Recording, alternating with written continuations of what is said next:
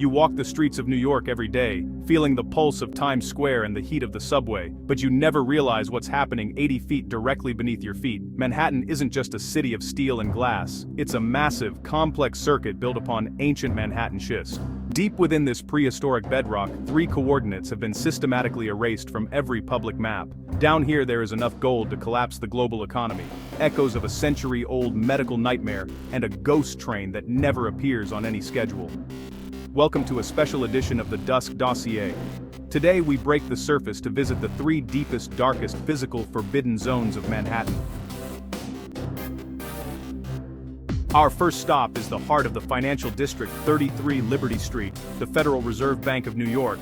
80 feet below the sidewalk, embedded in the solid rock, lies the world's largest gold repository. Over 6,000 tons of solid gold bars are stacked here, but this isn't just about wealth, it's about mass. The weight is so immense that no man-made structure could support it.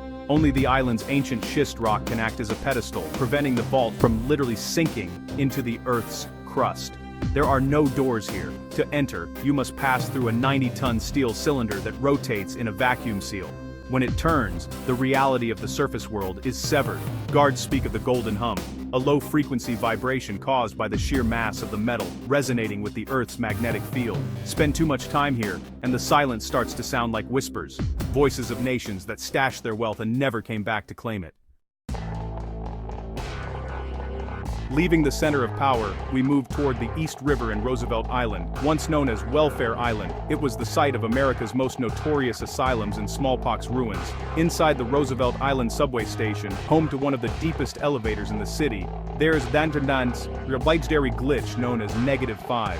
The official buttons only go from 1 to 4, but on certain nights, when you are completely alone, a hidden -5 button illuminates. The elevator doesn't go up to the bridge. It drops deep into the waterlogged strata of the riverbed.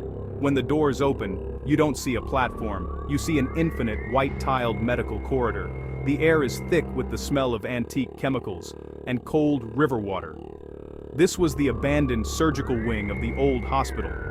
Witnesses swear they've seen rusted iron gurneys moving on their own, the wheels shrieking against the tiles. The walls here remember every scream, while the rising river water slowly devours the history the city tried to bury. Finally, we go to the loop beneath City Hall. This station, with its grand arches and skylights, has been sealed since 1945, but for track workers in the dead of night, it never truly closed. At 3 a.m., a vintage unnumbered vessel, known as the White Train, or the Clean Sweep, appears on the 6-line loop. It has no lights, no markings, and its exterior has this, unnatural, pearlescent silver glow. It doesn't carry commuters. Inside, the seats are filled with sandhogs, the laborers who died of the bends or tunnel collapses while carving this city out of the rock. They are the eternal passengers, locked in a loop that never ends. They can never get off to return to the surface. If you see a faint white glow in the deep tunnel, remember, it's not a rescue. It's a one-way ticket into history. New York's brilliance is built upon these silent voids. Every secret anchored in the bedrock is a beat in the city's heart. The lights above are just a distraction.